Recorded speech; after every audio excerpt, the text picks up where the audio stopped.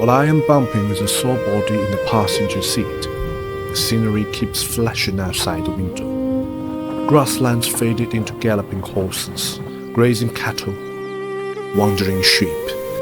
And as we crossed cities with industrial scars with the pulse of everyday life, I can't help asking why I do this to my pathetic butt. After all, what is the true meaning of travel? It all started with a temptation. 晚上给你煮手把肉吃。 The most irresistible of the 7 deadly sins, gluttony.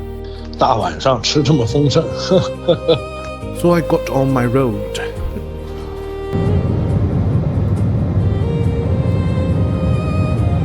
Two-hour flight and a 4-hour ride across 3,000 kilometers from South China to Inner Mongolia.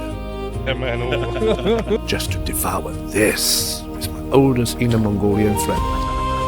And this.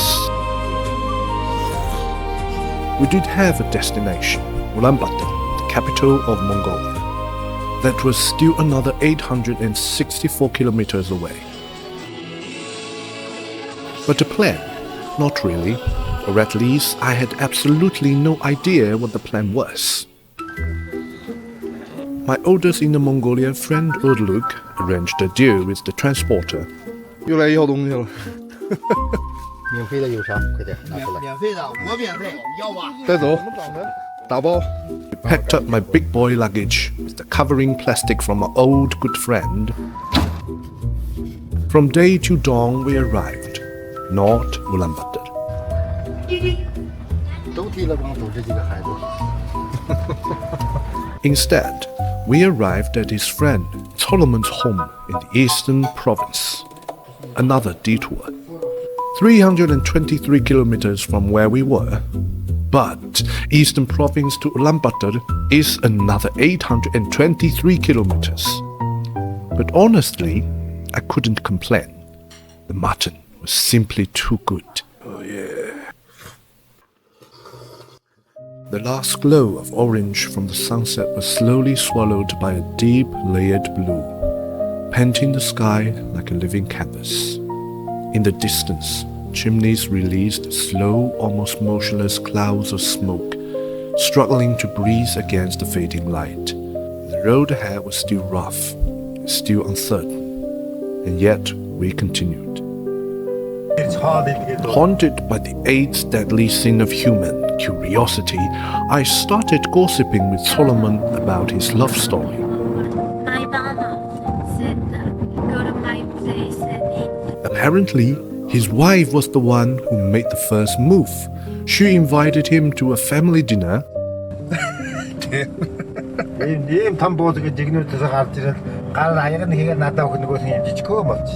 But Solomon was not impressed by her cooking.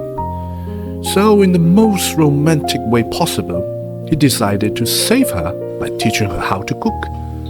The result? He ended up cooking for her and for their 3 adorable daughters. Later, I learned that Urluk and Solomon had been friends for more than a decade. Back when Urluk was bringing young judo athletes from Inner Mongolia to Mongolia for competitions, Solomon was the friend who always supported him and stood by his side. Some friendships are not built through grand promises. They are built quietly, over years, through showing up. Let us go then, you and I, when the evening is spread out against the sky. After hundreds of kilometers of uncertainty, I felt I was getting closer to an answer. Maybe I was finally understand why I had come this far. Expecting the lights of Ulaanbaatar at the end of this long road, we stopped. With a mind still full of questions, I followed Solomon into a Mongolian yurt. Inside, the herders were busy making fresh milk skin and milk tofu, their hands turning simple milk into something precious.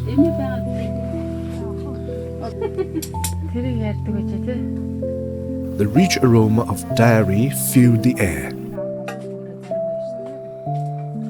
And as plates of Mongolia Hushul, crispy fried dumplings, along with endless handmade herdsman snacks arrived, every doubt and exhaustion, even my capability to think, was quietly melt away. I hereby solemnly condemn my own sinful appetite, because I simply couldn't resist such gourmet. Have you seen? The hostess is Solomon's niece-in-law, part of a traditional Mongolian herdsman family. Their days begin early and end late, filled with endless work under the open sky. As we entered their house, the husband had just returned from a long day of herding. His first action was not to rest, but to walk straight to his feverish son and give him a kiss.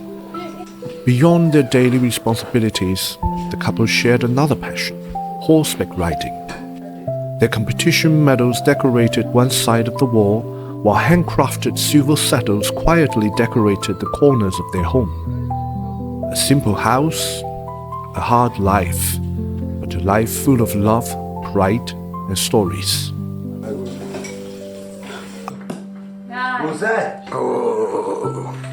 After the warmest night we could have hoped for in the middle of the endless grasslands, we finally said goodbye and continued toward our final destination. And once again, the scenery kept flashing outside the window. Grasslands turned into galloping horses, grazing cattle, and wandering sheep. And finally, we arrived in Ulaanbaatar. The sky was blue, the streets were vivid, the city alive. But standing there, I realized something. We don't travel only for the final destination.